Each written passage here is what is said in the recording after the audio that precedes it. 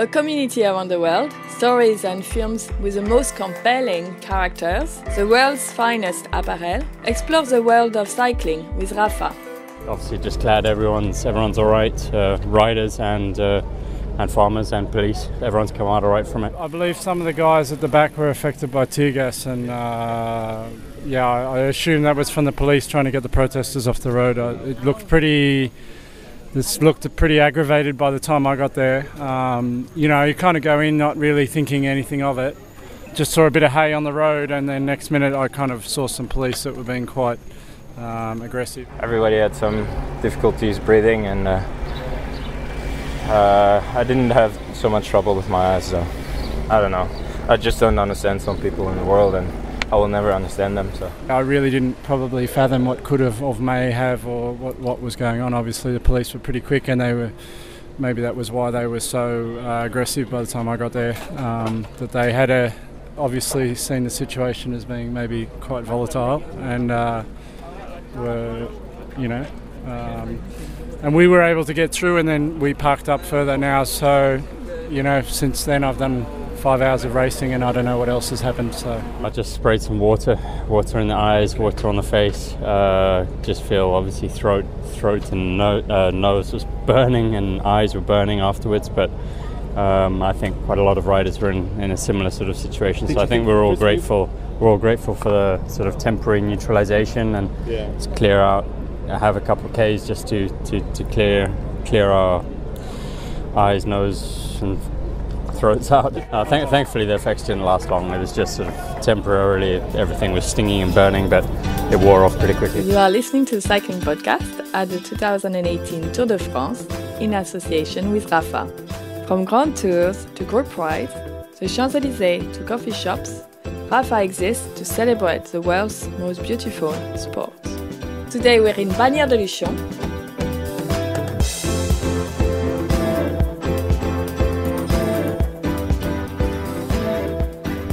Well, we heard there the voices of Chris Froome, Tom Dumoulin and Matt Hayman at the start of tonight's episode, telling us a little bit about an event that happened early in the stage today when the riders were stopped. There was a protest by farmers. François will give us the reason for that, I'm sure, the intricacies behind their protest. But they blocked the road with hay bales. Matt Hayman said, that the riders, when they approached it, didn't know what was going on. They didn't know it was a protest. It could have been anything. And I think there's a real heightened sense of apprehension, anxiety around the tour with some of the terrorist attacks that have happened in France the last few years. And he said, at one point he saw a tractor sort of driving towards him, or what looked like that. It was just a tractor in a field. But and then when they saw some of the protesters being strong-armed by the police by the side of the road, it was a pretty scary moment, I think, for the riders. Well, yeah, and the police used some kind of agent, whether it was tear gas or pepper spray, to bring the protesters to heel, and of course that got into some of the riders' eyes, which is what Chris Froome was talking about. Meant for an uncomfortable few minutes. The race was stopped for around 20 minutes or so, and then neutralised, and they got going again. So some guys didn't know what happened at all. I mean, Julian Alaphilippe, who on the stage, he didn't get any tear gas. He said he didn't know what happened. I talked to Guillaume Martin as well, the young French rider going for the white jersey. He said, he asked us what happened. Actually, he thought it was actually straw flying about, that might have caused their breathing problems. And to get to the grips of the story. So apparently it was very, very small group of people, farmers, about 20 of them, living in a very small part near Carcassonne, farmlands called La Piège, which is a bit odd because it means the trap. They were protesting because apparently they're fearing for their future, and they have problems with the European Union. Quite classic farmers' problems, and they were obviously very determined. And the organizers and the police tried to negotiate with them to avoid. Well, they just wanted a little way so that the peloton could go through. They refused that, and that's when the tear gas incident came. And unfortunately, the wind was headwind, so meaning that when they started to spray tear gas on the farmers, with the headwind, it came back on the peloton and on the guys who were there. So that's the. There's a long tradition, a long history of protests, people using the Tour de France to stage a protest. We haven't seen it for a few years, but it used to be pretty common. Did the police overreact today? There were some pretty, some images of some pretty strong treatment. It's always the same thing. When you look at things from the point of view of the Tour de France and a kind of big July party with kids and everything, you always have the impression there's an overreaction to the police. But I can tell you that in a normal farmers' demonstration with 100 strong guys with their tractors and the police, it's far more violent than what we've seen today. Tale of the attack, please, Lionel. Okay, Rich. Well, stage 16 from Carcassonne to Luchon, the second longest stage of the Tour and the longest with mountains in it, 218 kilometres.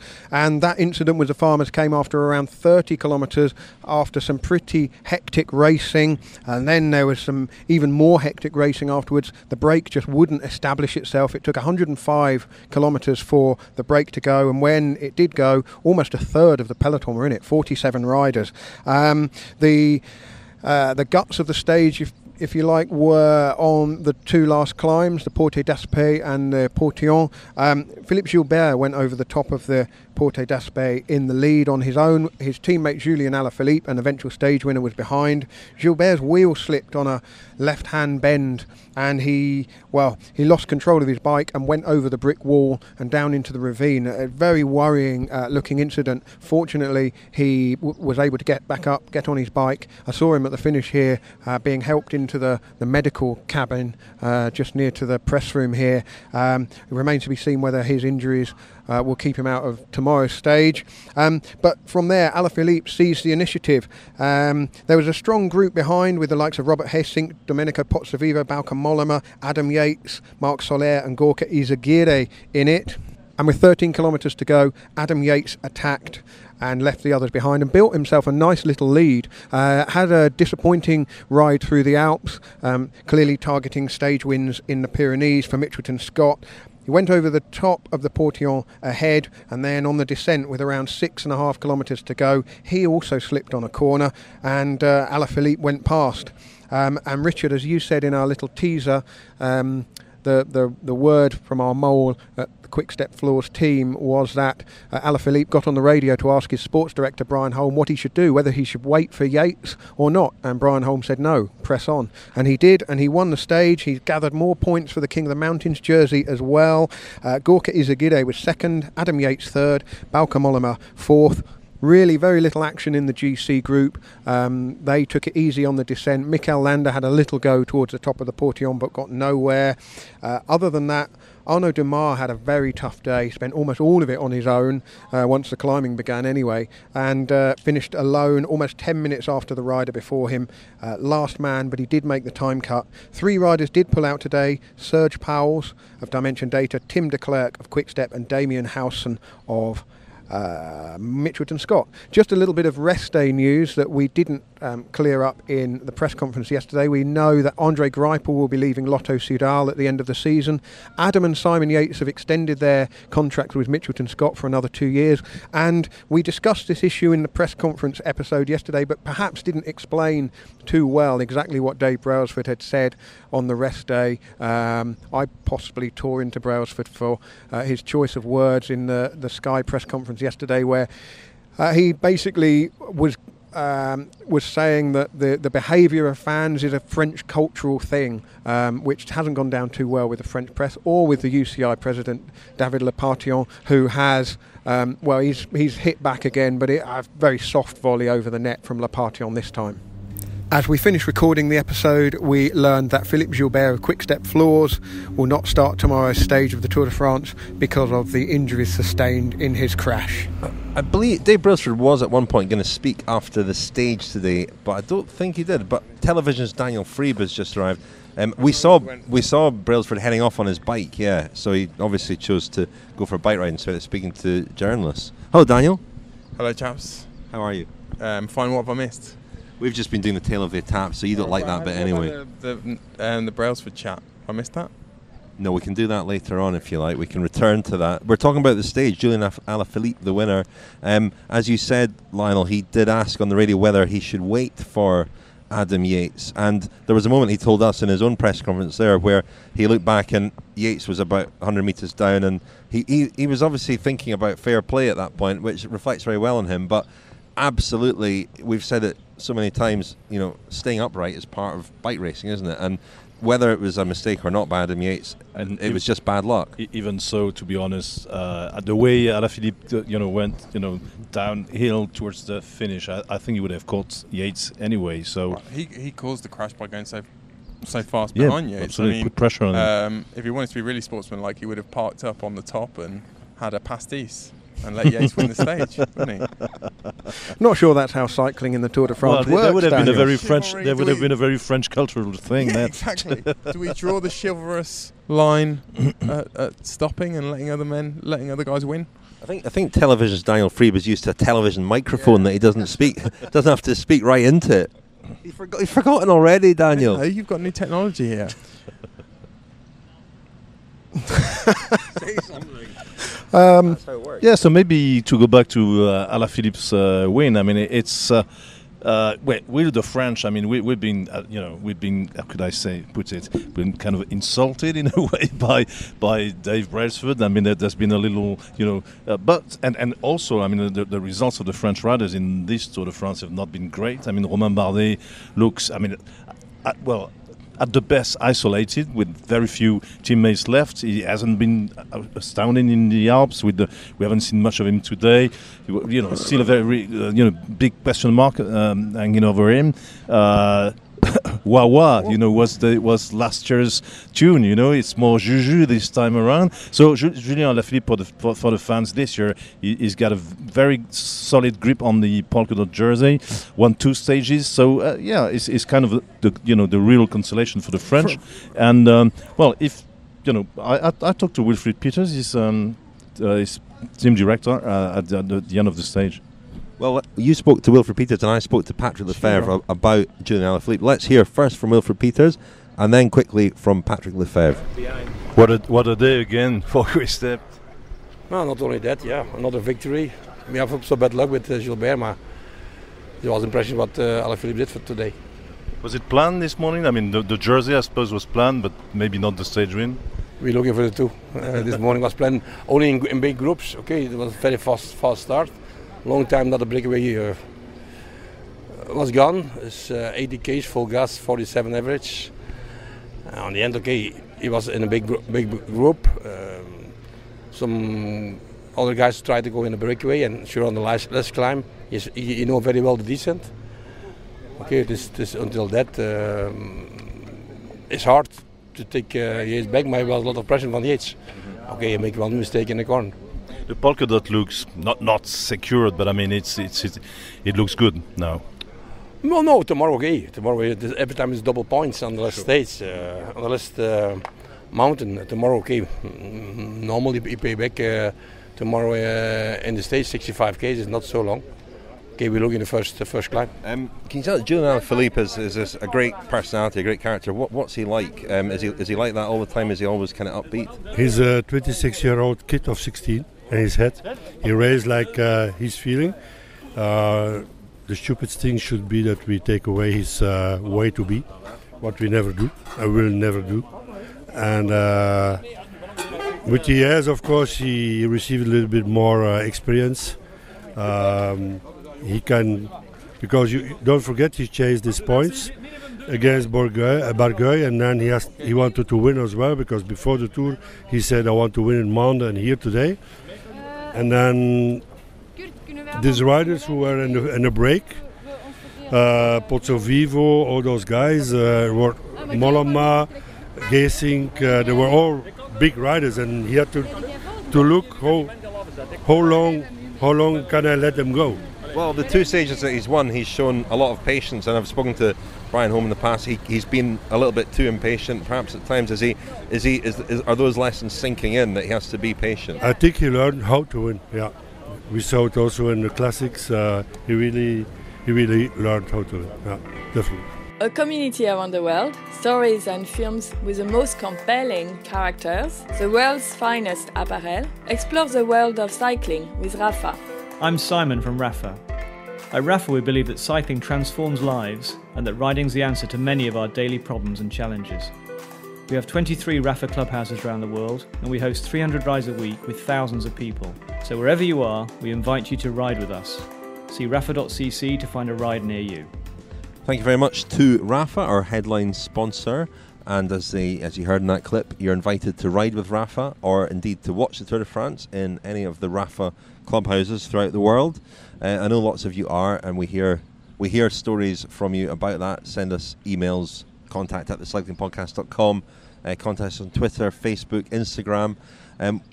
There's a very French scene playing out in front of us, François. We've got some bare-chested men playing pétanque. Yeah, with Cochonou. Well, one of them has got a Cochonou hat on his skull.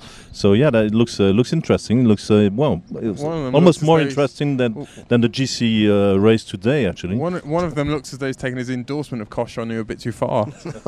Oh, that's a bit harsh. But Jimmy Five Bellies in French. I'm surprised that they're playing such a short end here. I mean, this is tactical ball, I think.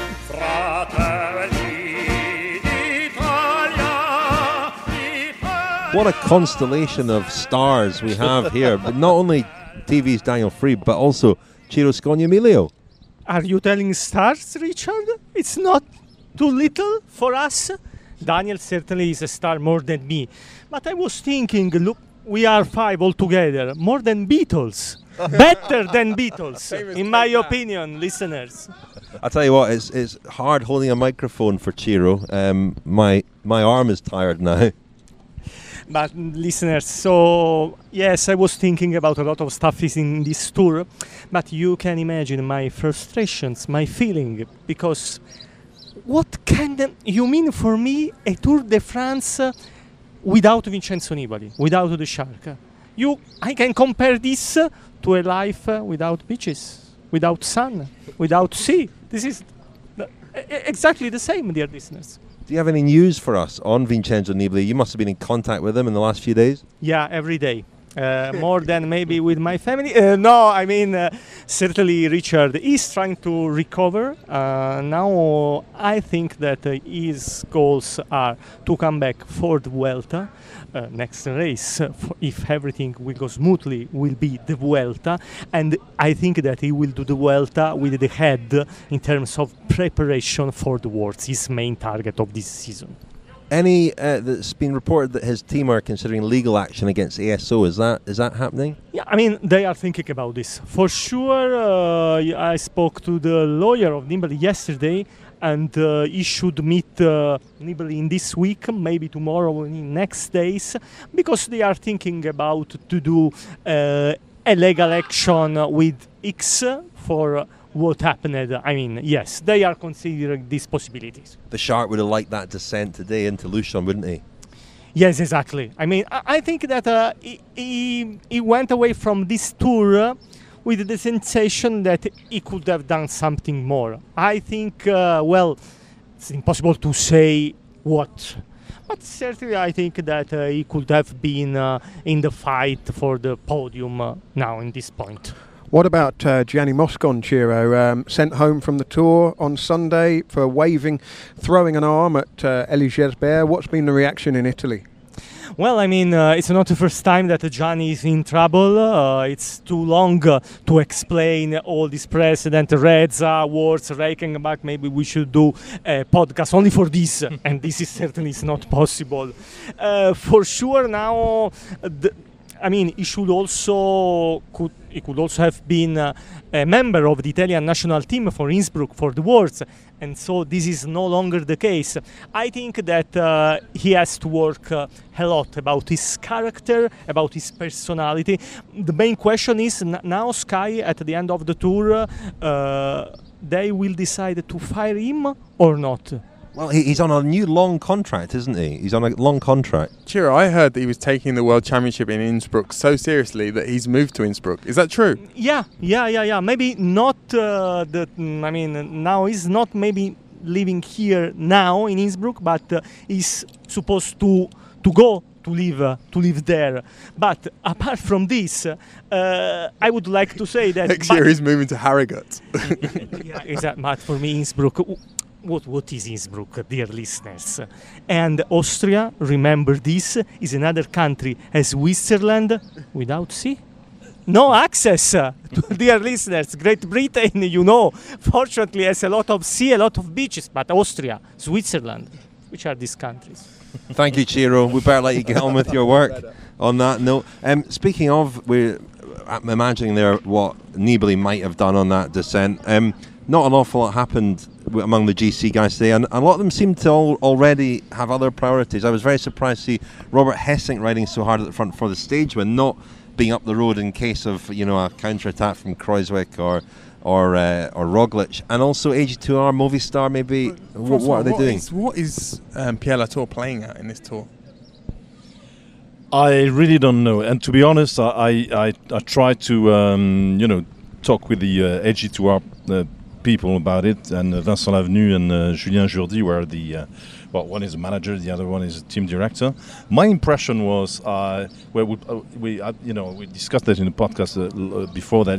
In the Alps, after the first couple of stages won by Geraint Thomas, I mean Vincent Lavenue, really conceded defeat, saying that the tour was finished, the Team Sky would win it. So my impression is that now they're more going for and. As I said, I mean, there's only they lost lots of teammates. So what can they do? Can they sacrifice Pierre Latour's chance for the white jersey and even maybe for a stage win for Bardet? My impression is that they've given up on the idea that Bardet can win the tour, and then they're probably settling now for the stage win by Bardet, the best possible GC standard that might be the top 5 at best, and then thinking that probably Pierre Latour should, in a way, play his own game and race his own race and try to go for the white jersey. He's in a good position to do so, and my impression is that what we see from Pierre Latour is kind of a demonstration that they've given up on winning the tour. It just strikes me as strange when they're severely weakened. They've been severely weakened by crashes. How many riders have they got now? 4? 5? 4. Yeah. And of all the teams in this tour, they are the team which is most sort of strongly accented towards one single rider and a crusade, really, or a campaign to win the Tour de France. I mean, they put more resources proportionate to their budget into Romain Bardet and the Tour de France than any other team has put into their lead. I mean, they went to Sierra Nevada earlier this year. They took an altitude specialist, they took a nutritionist, they took a coach, they took several riders. So to abandon that whole project halfway through the tour seems strange to me. Yeah, but in a way, I think the decision was made after the Alps, because Bardet didn't do too bad. I mean, he was third in La Douai, so it's not about a result as such. But look, who's left with him? Oliver Nessen? What is he going to do in the mountains? The only teammate left that can help him in the mountains is Pierre Latour. Today there was nothing to be done. I mean, they knew that that there wouldn't be a GC race. Tomorrow it'll be each man for fighting for his own. I don't think Latour can be. Well, there's a debate about that. I mean, will teammates be any use tomorrow in such a small, short stage? We don't know. But my impression is that tomorrow will be really each man for himself. So maybe if Pierre Latour has to help Romain Bardet, at one moment in this race, probably going to be in the last Pyrenees stage. He strikes me as the kind of guy who probably doesn't love sacrificing himself completely. I don't think so. It's a bit of an attack dog. You see it even when he tries to ride on the front of the peloton. Sometimes he pulls away and he goes too fast, and it's kind of maverick. I mean, I remember the first time I heard of Pierre Latour was when I was actually traveling to the Vuelta with Vincent Lavenue. We were in the same plane, and he told me about Latour, saying he was 17 at the time, and he told me, well, this guy is really, really a real character. He's got lots of temperament. I mean, he even kind of insulted me because I told him to do this and that, and he said no, he didn't want to do it. He said, well, of course, he was punished in a way, but that's the kind of temperaments we need to be a grand, future champion. So maybe they haven't tamed him. But we see this every year in the Tour. When the third week gets underway, teams are starting to think about Paris and panicking about what they've got to kind of put on the end of term report. And AG2R could win that white jersey. Bardet, best case scenario, third place.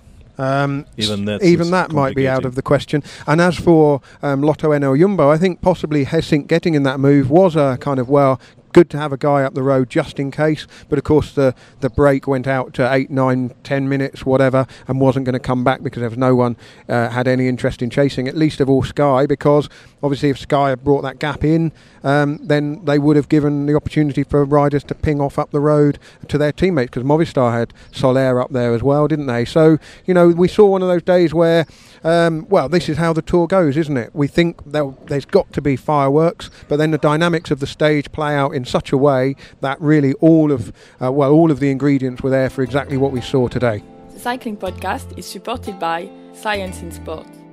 Science in Sport, fueled by science. Thank you very much to Science and Sport for sponsoring the Cycling Podcast.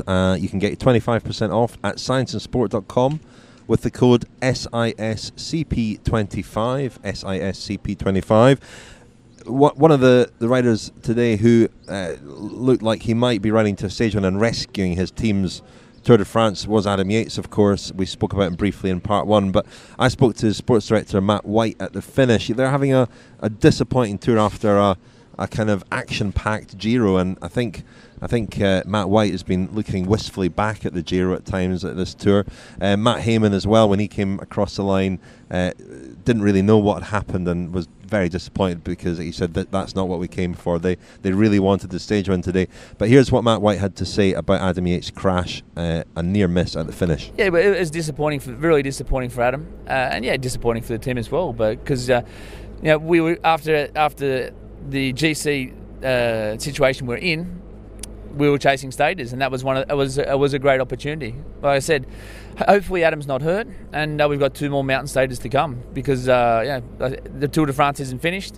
Yep, we're disappointed, but we've got to move on, and the people and teams who can move on quickly, you can't let things get to you. It's obviously at the moment, sure, it's a very hard time for the team, and especially for Adam, because he showed he prepared very well for this race and was very close to winning a stage. So Matt White there, there was a lot of hope around Adam Yates after his brother's performance at the Giro, of course, but he has not ever looked like he might produce something similar. He apparently suffered a lot from the heat. He's had a difficult season, he's had time out with injury and so on, and recovering from a broken collarbone, was it, I think, earlier in the season?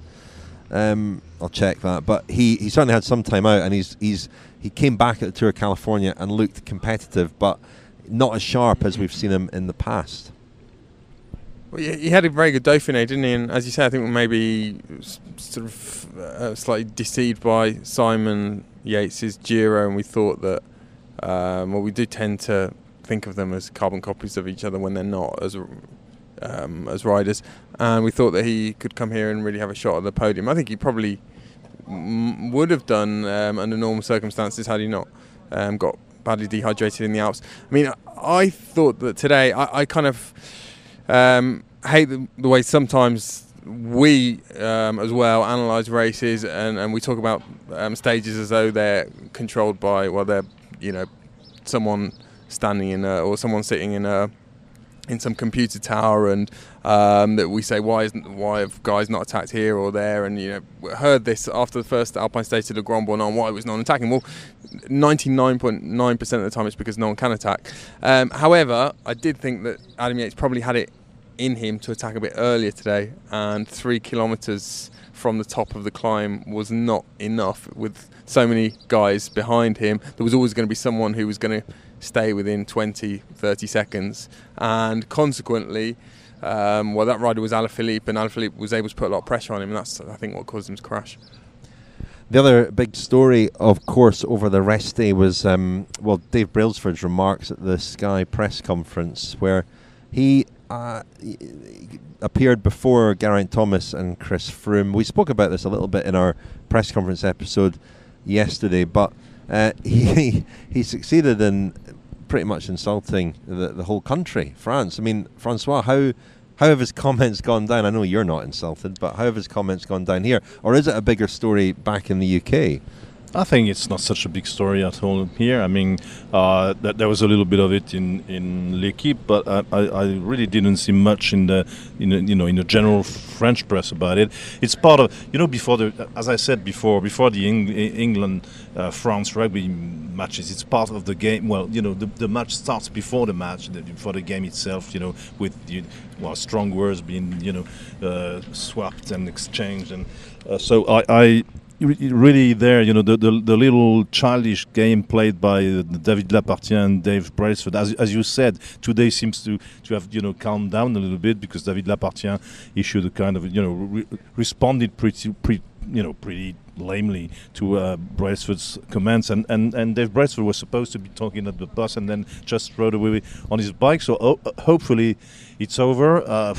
As far as I'm concerned, and other French guys in the race, I mean, Nicolas Portal is French, and I don't think he feels insulted by Dave Brailsford. So let's at best, we the French, when we're taken into these sort of little games, we kind of feel a little bit flattered about it, to be honest. The other thing is, Dave Brailsford loves France and loves speaking French. I mean, you can tell in press conferences, whenever he's given an invitation to speak French, he absolutely relishes it, and usually gives very long, expansive answers. I saw Mark Maddier this morning, and he had a black eye and a big cut under or on one cheek, and I said to him, "Have you been sparring with Sir Dave?" And he laughed and said, "No, he slipped on the carpet." How do you slip on a carpet? Well, quite easily, if it's a slippery carpet. Slips on the carpets every day. But how do you give yourself a black eye, slip it in? I mean, that's the kind of thing that people say when, someone's been, I don't know, wow. You mean so when somebody's been punched and they say, "Oh yeah, I slipped on the carpet." Yeah. It's fine. It's nothing.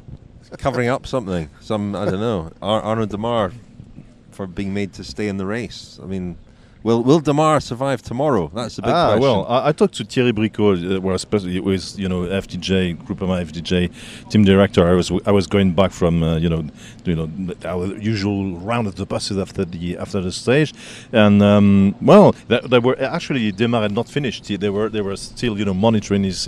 Has he finished now? Yeah. He finished 41 minutes down. He was okay because the time cut was 45. So they were still monitoring the race, on their phones and saying, okay, he'll be all right. He had just gone up the Col du Portillon and was going down. There was 50 minutes left, so they thought he would do it. Their big problem is tomorrow. I mean, so I had a little chat with Thierry Bricot about it, and he said, well, again, tomorrow there won't be any teammates. There won't be like sacrificing for Arnaud Demar and waiting for him, because there'll be no chance to do that. I mean, it starts from kilometer 0, it goes up, and he said it'll be each man for himself. And the main concern, actually, he said, you never know, he might have the legs. And the main concern of Bricot was saying it's not that a short can be great and exciting. It's not even the storms, if there are storms. The management of the day, it starts late. It starts late at 3 o'clock after a rest day and the long stage today. How are they going to handle feeding the riders? At what time? When? Do they train in the morning or not? I mean, they seem to be more worried about that sort of management of a stage like this than about the time cut tomorrow. Well, most people seem to be talking that they'll be treating it like a time trial, so they'll be warming up, going through their time trial protocol. Just to explain what is happening tomorrow for those who aren't familiar with this slightly innovative stage start, it's only 65 kilometres, the stage from here, Bagnères-de-Luchon to Saint-Lary-Soulan, 3 big climbs. There's no neutralised section. The race starts from kilometre 0, it goes straight up the Périssorde, and the communiqué that we've got here says, at kilometre 0, riders shall be positioned in the same order as the general classification. They shall be distributed into 5 different groups. The first 20 riders in GC shall be included in the first group in offset rows, with the wearer of the yellow jersey in first place. Riders can then position themselves freely in the other groups corresponding to their places in the GC. So we've got a kind of a grid system. Geraint Thomas will be first. Chris Froome will be, I guess, half a wheel behind him. There's also a warm-up area just near to the start. It's almost a kilometre long. No one's going to use it. From what I've heard from Direct Sportifs, they're all just going to snub it and do their own thing. which is a bit of a shame. And everybody was saying, I talked to Bauke Mollema this morning among others, and he was saying, and all of them were saying that the grid system is just a gimmick, to make it look nice, modern, a little bit like Formula One. But they said that he wouldn't change anything in terms of, in 1 kilometer, they said that the race would take its normal course again. True, but if it was just a 65-kilometre stage with a normal neutralised section, you might see a bit of jostling for position. Sky might want Luke Rowe up there just to ride the first, 5 kilometres or something. I talked to Luke Rowe as well, who said, you say, how do you see it from our side? You say, I'll see it from the back. Exactly. So really the teammates have been eliminated, certainly the ones that are not in the first 20. But one of the reasons why they've introduced this, or Thierry Gouvenou, the event director of the Tour, says that one of the reasons is that he didn't want, and this has happened in the past, teams or groups of riders can go to the front and effectively stop early attacks. And I don't know, I mean, from front to back tomorrow it's going to be about 80 metres. It's not an awful lot. Ian Boswell had an interesting idea. He suggested they should reverse the general classification. So interesting, but it wouldn't work, would it? No, it's even more pointless. Well, we'll see, won't we, tomorrow? I also talked to Nicolas Portal this morning, and he said that in his can you trust a team director, when it's going to be a very tactical stage tomorrow, talking to the press before the stage? I don't know. But Nicolas Portal was saying that what they would be trying to do, Team Sky, is to try to regroup as early as possible to try to control the race. Will it be possible? That's another question. Well, they might be able to get Bernal and Kwiatkowski and up to Froome and Kruijswijk and Roglic take off in a 2-up time trial. Who knows? And Wout Poels, who's a useful guy here, but a little bit down overall. He has to make a huge effort to get to the front, and then he pays for it. I mean, we're going to be glued to it, aren't we? Hey, don't forget! You can listen to Kilomètre Zero, our morning show, every weekday during the 2018 Tour de France. Kilomètre Zero is supported by Hansgrohe. A little reminder there that we're releasing Kilometre Zero episodes supported by Hansgrohe every weekday morning. Today's was a day in the Team Sky car with Rod Ellingworth, that Orla Chenouille did last week when she was here at the Tour. Really interesting because Rod's one of the backroom guys who we don't hear a lot from, but he's obviously had a long role with British cycling, and he set up the academy that produced Geraint Thomas and Mark Cavendish, and a lot of the episode is him looking back on that time. We had a chat with Andy Schleck on Monday, and that's coming out as an extended Friends special immediately after the Tour de France. We spoke for about 4 hours, so there's a lot of material there, and he was really interesting. Daniel, I've got to go. Who's going to win the Tour de France? Froome. Where are you staying tonight? Luchon. What are you eating? Food. We're having Vietnamese tonight. Really? Yeah. Well, I'm sick of meat and cheese. I mean, I know we're in the third week of the tour. It comes with the territory. No? Well, I think François booked us a nice restaurant, haven't you, François? Yeah, it's called Les Caprices d'Ettigny. It's going to be meat and cheese, I'm afraid. France. I mean, we're close to Spain, but it's a French cultural thing, Well, last okay, night. Daniel, see you later. See you, Daniel. Last night was the second day of the 2 days of Cassoulet. The first night's Cassoulet, I think, just about had the edge. It was a smaller but perhaps slightly tastier version. Last night's was an enormous. It was a 218-kilometre version of Cassoulet. I was out the back. You were. I think I probably just about won the Cassoulet last night, but I couldn't finish it. I had to leave maybe a dozen beans and a sort of a quivering flap of duck fat and skin, which I just couldn't get down. Yeah, so well, it leads me to the French flavor of the day. I mean, you'll be very disappointed to know, my friends, Lionel and Richard, that Bagnères-de-Luchon, as the name implies, is famous for water and not for wine or cassoulet or anything. It's a thermal resort. I mean, there's lots of the hotels, have been built by the Brits, as we say here, during the Victorian period. So, the Luchon water is quite good. So tonight, if you want to be a little bit more reasonable, as in the past, we could have a little bit of water, and we're going the I'm place. trying to give up water.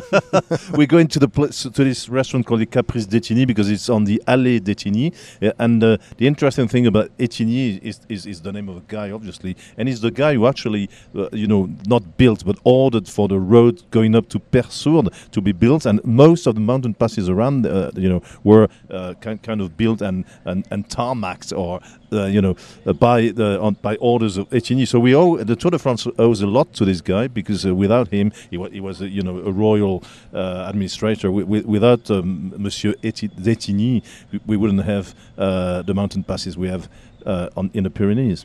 Looking forward to dinner. And I was also going to mention tomorrow's episode of Kilometre Zero, which is a day that Orla spent with Cédric Vasseur, who's in charge of the Cofidis team. It's his first season in charge of that team, a real French institution. And she spent a fascinating day with him, and that will come out as tomorrow's Kilometre Zero. The following day will be a focus on tomorrow's very innovative stage. We've been speaking to a lot of people, getting views, some very, very, very strongly opposed to tomorrow's stage, some quite in favour of it, some quite open to it. So we'll hear all that, and we'll kind of gauge reaction afterwards as well, and it'll be the story of tomorrow's stage, told in a slightly more extended form than in the regular episode. So all that's to come. Let's pack up and go. Thank you very much, Lionel. Thank you, Richard. Thank you, François. Thank you, Richard. And take your Mac for tomorrow because it'll be raining.